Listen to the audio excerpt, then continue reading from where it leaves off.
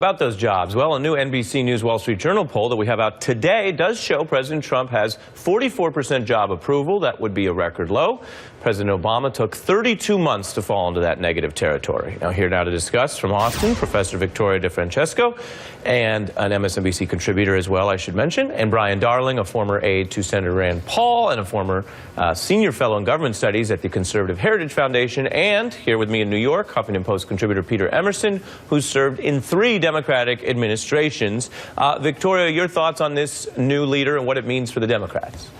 Well, I think when I think of Tom Pettis, I think of someone who is politically bicultural. So, yes, Keith Ellison was firmly entrenched of that very progressive Bernie wing of the party, but Tom Pettis also has his bona fides in terms of the progressive movement. Let's not forget he worked in he was labor secretary. In addition to that, fought for voting rights, was in the Justice Department. So he has a grounding in both of these worlds, and my hope is that he is able to bring them together going forward. So I think with Tom Pettis, you have someone who can attach both wings. And in addition, I have to mention that he is the first Latino to hold this position. And Latinos for a long time have felt that they haven't been brought to the Democratic table fully.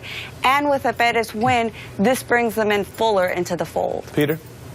I think that this is a real challenge. I'm delighted that the first Hispanic is now the chairman of the DNC. I was part of the effort, and one of the only successful efforts in Nevada, where we actually elected the first female Latina to the U.S. Senate. But the reality is he can't do this alone. The DNC is out of date. It needs to be professionalized. There's a joke in Washington that you take really competent people. Somehow when they get in the DNC, all of those skills go out the window. So he's got a Herculean challenge. Well, and to your point, you've advised Democratic presidents before. The problem with the DNC when you're out of power is it's not as clear who they're here for. Are they here for the current, relatively elderly incumbents in the Democratic caucus? Are they here for electing new people, or are they here for, just fighting Trump and doing resistance? And Democrats have usually won in spite of the DNC. Kennedy, Carter, Clinton.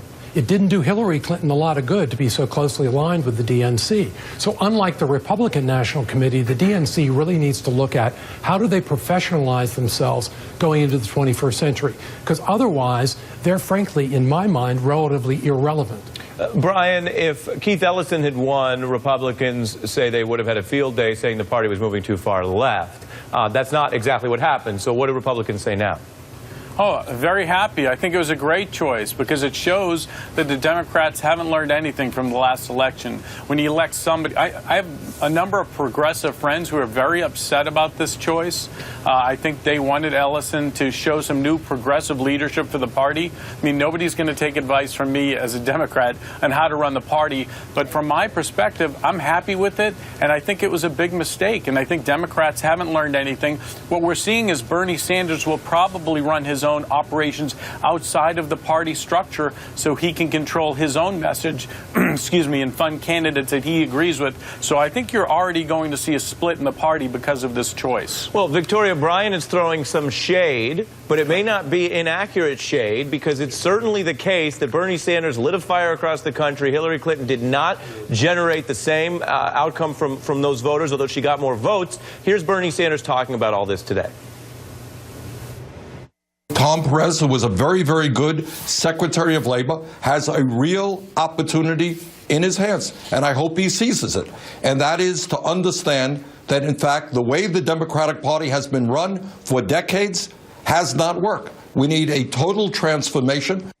And Victoria, the argument is that whatever people respect about Tom Perez, as a labor secretary with limited political experience, let alone grassroots experience, as a D.C. insider, he is not as well positioned to do that. That's right. And look, the fight about the two wings of the Democratic Party are going to fizzle, and that's going to be what we talk about a lot in the media. But the real work that has to be done is boring, is getting folks at the local level and especially at the state level elected to Democratic posts, because that is one thing the RNC has been brilliant at.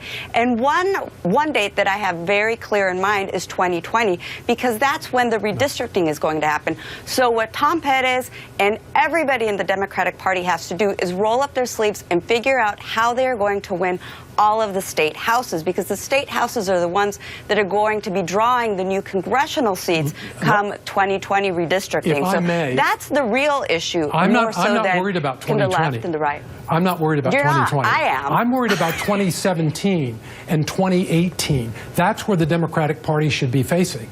And Bernie Sanders is saying now he's not going to give, as you alluded to, his email list to the DNC. He's smart. He saw what happened to the Obama 12, 13 million people list that was given to the DNC in 08. It died. So I'm worried about 2017 and 2018. Victoria and then Brian. Well, we can have all the lists we want, but the truth of the matter is that we need to get logistical work getting done at the state level. How about just a core formation? Let's form it, and then we can fight out the differences between the progressive wing and the moderate wing of the Democratic Party.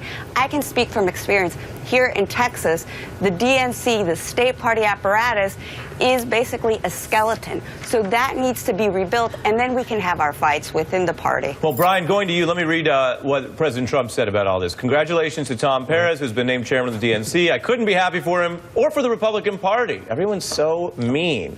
And then Perez writes back, call me Tom and don't get too happy. Keith Ellison and I and Democrats united across the country will be your worst nightmare, Brian. Well, it's more. There's more to a party than just saying we hate Donald Trump. We don't agree with what he's doing.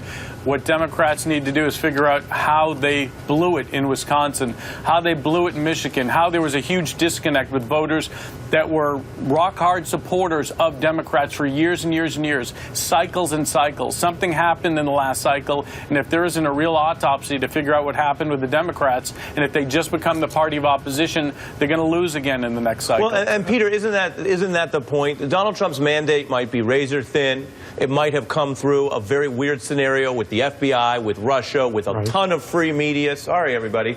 But at the end of the day, there's also a fact that Democrats lost states like Pennsylvania and Wisconsin that no competent Democratic nominee has lost in a long time. Correct. And it doesn't matter. Donald Trump won, whether you agree with the Electoral College or not, or there's 3 million popular votes that went to Hillary Clinton above Donald Trump. But the reality is, I think Victoria's absolutely right. The Democrats right now are trying to figure out how are we going to take back the governorships and the state houses. And my point has been to a number of the big donors and people, is the Republicans already figured out how to do that. They've been wildly successful. So why don't we just adopt their strategy, adopt tactics to do it for our own standpoint, and not worry about whose signature is on it. It's sort of like Hertz and Avis. If Hertz is #1 in winning, I want to follow their path. There you go. Victoria DeFrancesco, Brian Darling, and Peter Emerson, thank you all. You will get frequent driver miles for this.